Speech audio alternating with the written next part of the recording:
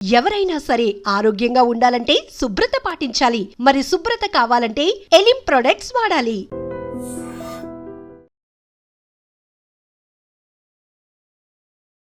Father and sun emotions ఏదో సినిమాల్లో చూపించినట్టు ఫాదర్ ని హగ్ చేసుకోవాలంటే కూడా కొన్ని సంవత్సరాలు పడుతుంది అంటుంటారు కదా. మీకు అలా మంచి రిలేషన్ ఉంటుందా? భయపడతారా మాట్లాడడానికి? నాన్న లేదు, బాగా మంచి ఫ్రెండ్స్ లాగే ఉంటాం. ఫ్రెండ్స్ లా ఉంటారు. ఎంత ఫ్రెండ్స్, ఎంత రేంజ్ అనుకోవచ్చు? మీరు యశ్వంత్ కలిసి ఉన్నంత ఫ్రెండ్స్ అనుకోవచ్చు? అంత లేదు కానీ బాగా ఫ్రీగా అంతే మాట్లాడుకుంటాం.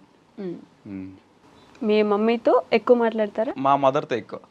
నాన్నతో ఎక్కువ? మా మదర్తోనే ఎక్కువ. మా మదరు నేను డిస్కస్ చేసినప్పుడు కూడా చూస్తుంటాడు, నాది ఎక్కువ మాట్లాడు నీది ఎక్కువ మాట్లాడుతుంటాడు ఎప్పుడు అని కూడా రోజు వస్తూ ఉంటుంది. ఎక్కువ మా మదర్తోనే ఉంటుంది. అమ్మాయిల గురించి చెప్తారా ఇంట్లో? అమ్మాయిల గురించి మా నాన్నకే చెప్తూ ఉంటారు వచ్చి. యాక్చువల్గా మా నాన్న రీసెంట్గా ఒకటి అదే చెప్పాను కదా, క్యాబ్ డ్రైవర్ని ఎవరో వచ్చారు యాక్చువల్గా ఆ కార్ ఎక్కడానికి తిరుమలలో. అప్పుడు నా వాల్ పేపర్ ఉండేది నాది ఫోన్లో. వాళ్ళ ఫోన్లో చూసి వాల్ పేపర్ గురించి రవి రవి అన్నారంట. రవి అంటే ఇలా మా కొడుకు సన్ అని చెప్తే అడిగని చెప్పండి అంటే అప్పుడు ఫోన్ చేసి చెప్పాడు మా నాన్న. పొంగిపోయి ఉంటారు కదా. మా మదర్కి చెప్పాడు. అడిగింది ఎవరు? అమ్మాయిలా? అమ్మాయిలు. మా నాన్న దగ్గర ఉన్న వాళ్ళన్నారు చాలా మంది అడుగుతూ ఉంటారు. మా నాన్న రికమెండ్ చేస్తుంటాడు మాట్లాడండి. మీకా? నాకు రికమెండ్ చేస్తుంటాడు. అప్పుడప్పుడు ఫోన్లు చేసి మాట్లాడిస్తుంటారా? మాట్లాడిస్తుంటారు. వాళ్ళు ఫోన్ చేస్తారు, లిఫ్ట్ చేయరా, వాళ్ళతో మాట్లాడు అలా చెప్తుంటాడు. రికమెండేషన్స్ వస్తున్నాయి. అయితే గర్ల్ ఫ్రెండ్స్ ఉన్నారా? కాలేజ్ స్టేజ్ లో ఉండే వాళ్ళ? పోనీ క్రష్? కాలేజ్కి వెళ్తే కానీ సీరియస్లీ అసలు వెళ్ళలేదా? కాలేజ్కి వెళ్ళడం ఏం వెళ్తాం ఎప్పుడో ఒకసారి. చెప్పాను కదా, ఇంట్రెస్ట్ లేదు పెద్దగానే. నేను ఇమాజిన్ చేసుకుంటున్నా ఎలా కొట్టుంటారు మిమ్మల్ని ఇంట్లో. కాలేజ్ అక్కడ కొట్టలేదులే కానీ అప్పుడు స్కూల్ టైంలోనే ఎక్కువ కొట్టింది. అప్పుడే కాలేజ్లో వదిలేశారు? ఇంకా కాలేజ్లో అంటే ఇంకా నాకు ఇంట్రెస్ట్ ఏదని తెలిసింది, ఇంకా వదిలేసారు. మీకు అప్పటికే యాక్టింగ్ మీద ఇంట్రెస్ట్? అప్పటికే ఉండేది. అంటే ఒక మంచి ఏజ్ వచ్చాక వెళ్దాం చేద్దాం అని ఒక ప్లాన్ ఉండేది. ఏజ్ వచ్చాక చేద్దాం. స్టార్టెడ్ విత్ సీరియల్సా మీరు? అంటే డైరెక్ట్ షార్ట్ ఫిల్మ్స్ లేకపోతే ఇలా ఏమైనా చేస్తారా? సీరియల్స్. Direct serials. ఏంటి మీ అక్క రికమెండ్ చేసేది? రికమెండేషన్ ఏం లేదు. మా అక్క అసలు అటు సైడ్ తమిళ్ చేసేది, మూవీస్ చేసేది. ఇప్పుడు మా అక్క అడుగుతూ ఉంటుంది నన్ను రికమెండ్ చేయండి.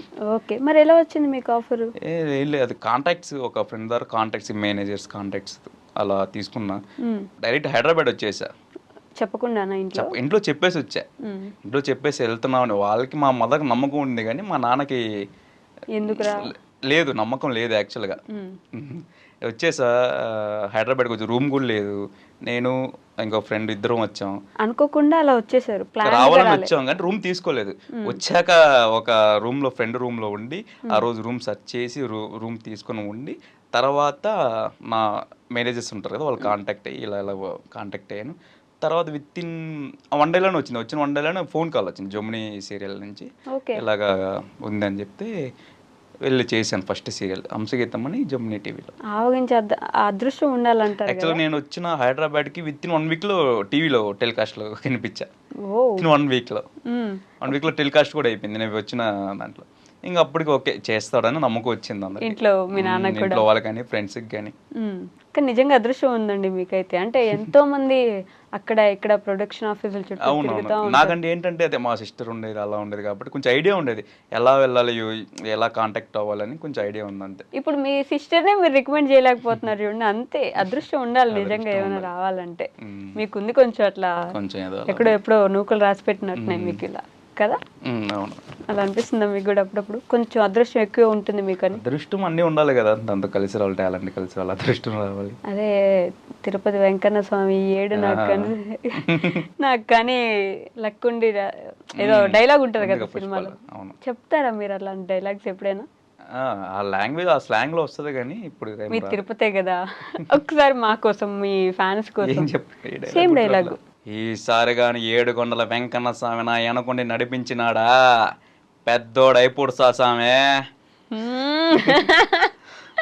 చాలా పెద్దోడై కదా మీరు, పెద్దోడని చెప్పేసారు కానీ చాలా బాగా వచ్చింది. అదే ఉంచుకుందాం. బాగా చెప్పారు కూడా యాక్చువల్లీ. ఇప్పుడు అదే డైలాగ్ ఏడుస్తూ చెప్పండి. ఏడుస్తున్నా ఇప్పుడు వద్దులే, ఆడిషన్ కాదుగా. నవరసాలు చెప్పడం ఈజీగా ఉండాలి కదండి మీకు. ఏడవమంటే మరి కళ్ళలో నీళ్ళు పెట్టేసుకునే అవసరం లేదు, జస్ట్ నవ్వుతూ చెప్పండి పోనీ అదే డైలాగ్. వద్దులేండి ఎందుకు. ఏమో అండి, మీకేం తెలుసు, ఏ సినిమా డైరెక్టర్ చూస్తుంటారో తెలియదు మీకు కదా. అవును, ఈసారి కానీ ఏడుకొండల వెంకన్న స్వామి ఆ ఎన్నకొండ నడిపించినాడా పెద్దోడైపోడుతా స్వామి. నిజంగా బాగా చెప్పారండి, నిజంగా బాగా వచ్చింది. ఇందాక దానికంటే ఇది చాలా బాగుంది యాక్చువల్లీ. నైస్ యాక్టింగ్, ఏమంటారు, మంచి ఒక ముందుకెళ్ళిపోయే ఛాన్సెస్ ఎక్కువగా ఉన్నాయి మీకు. సో ఇప్పుడు ఒక డౌట్ వచ్చేది నాకు, ఇలా డైలాగ్స్ చెప్తూ ఉంటారు కదా, నేను సీరియల్ చాలా సార్లు షూటింగ్స్ చూస్తే డైలాగ్ ప్రాంప్ట్ పరిగెడుతూ చెప్తుంటారు వీళ్ళు పక్కన నిలబడి, మీరు వెంట వెంటనే వాళ్ళని అందుకొని చెప్పాలి కదా. ఎలా ఎంత కష్టంగా ఉంటుంది అసలు అది? కొంచెం కష్టమే, ఓన్ నేర్చుకొని చెప్పడం కొంచెం ఈజీ అనిపిస్తుంది. ప్రాంప్టింగ్ అది అందుకోవాలి కదా, అందుకొని అది ఏం చెప్తున్నారు, అక్కడ ఉండాలి ఇక్కడ ఉండాలి, రెండు సైడ్ మైండ్ ఉండాలి. ఇక్కడ ఎక్స్ప్రెషన్ మెయింటైన్ చేస్తుండాలి, ఇక్కడ చూపు ఇటు సైడ్ వేయాలి, ఇక్కడ చూపు ఇలా ఉండాలి. అది కూడా వాళ్ళు చిన్నగా కూడా చెప్పరు, పరిగెడుతూనే ఉంటారు. ప్రాంప్టర్ అంటే అలవాటు పడే, అంటే సీరియల్ కి అలవాటు వచ్చిన ప్రాంప్టర్ అయితే మనకు తగ్గట్టు చెప్తాడు. ఆ ఆర్టిస్ట్ కి ఎలా చెప్పాలి, ఉంటది కదా ఆ క్యారెక్టర్ ఎలా చెప్పాలి అది చూసి చెప్తారు. ఇప్పుడు కొత్తగా ఎవరైనా ప్రాంప్టర్ వచ్చారనుకో ఫాస్ట్ గా వెళ్ళిపోతారు. ఓకే, మీకు బిగినింగ్ లో, అంటే ఇప్పుడు కొంచెం అలవాటు అయిపోయింది కాబట్టి ఇప్పుడు ఓకే, మరి బిగినింగ్ లో ఎలా ఉండేది ప్రాంప్టింగ్ ని అందుకోవడం, వెంట వెంటనే క్యాచ్ చేయడం? కష్టంగా ఉండేది, అలా తర్వాత అలవాటైంది. టేకులు తీసుకునే వాళ్ళు అప్పుడు స్టార్టింగ్ లో టేకులు. ఇప్పుడు ఫర్ ఎగ్జాంపుల్ 474 ఎపిసోడ్ నడుస్తుంది అనుకోండి, కరెక్ట్ గా అదే నడుస్తుంది అనుకుంటా ఐ థింక్. ఇక్కడ మనకు అది నడుస్తుంటే మీరు ఎన్ని ఎపిసోడ్స్ ఆల్రెడీ ఫినిష్ చేసి ఉంటారు షూటింగ్ కి? లేదండి, ఇప్పుడు మేబీ ఒక 1 వీక్ ఎపిసోడ్, 10 days 1 వీక్ అంతే. ఒక్కొక్కసారి ఏంటంటే ఈరోజు షూట్ చేసి రేపు టెలికాస్ట్ అవడం, ఒక్కొక్కసారి ఒక్కొక్క బిట్ దాంట్లో నైట్ టెలికాస్ట్ అవడం రోజులు కూడా చేశారు అలాగా. అవునా? అప్పటికప్పుడు అప్పటికప్పటికే ఇప్పుడు మార్నింగ్ చేసి ఒక్కొక్కసారి హాట్స్టార్ లేటుగా వస్తుంది, ఎప్పుడైనా గమనించారా? అవును, అప్పుడు ఎపిసోడ్ ఉండదు, చిన్న చేసి నైట్ టెలికాస్ట్ చేస్తారు అలాగా. మీ గుండె నిండా గుడి గంటలకు అలా అయిందా ఎప్పుడైనా? కొన్నిసార్లు జరిగింది అప్పుడు, అంటే డేట్స్ ఎవరిదన్నా ఇష్యూ ఉన్నప్పుడు, అంటే మొత్తం ఎపిసోడ్ కాదు ఏదో ఒకటి ఉంటది కదా ఆ ఎపిసోడ్ లో చిన్న బిట్ అలా చేసి అప్పుడు పంపిస్తారు, అప్పుడు నైట్ టెలికాస్ట్ చేస్తారు. అలా ఉంటది. కొన్నిసార్లు బ్యాంకింగ్ ఉంటది. డబ్బింగ్ ఎంత ఇంపార్టెంట్ అనుకుంటారు మీ సీరియల్స్ కి ఎస్పెషల్లీ? మెయిన్ డబ్బింగే కదా, మనం చెప్పేసి వచ్చేస్తాం, ఆ డబ్బింగే కదా, వాళ్ళు అదే కదా వింటారు ఎక్కువ మన వాయిస్ కన్నా. ఎగ్జాక్ట్లీ.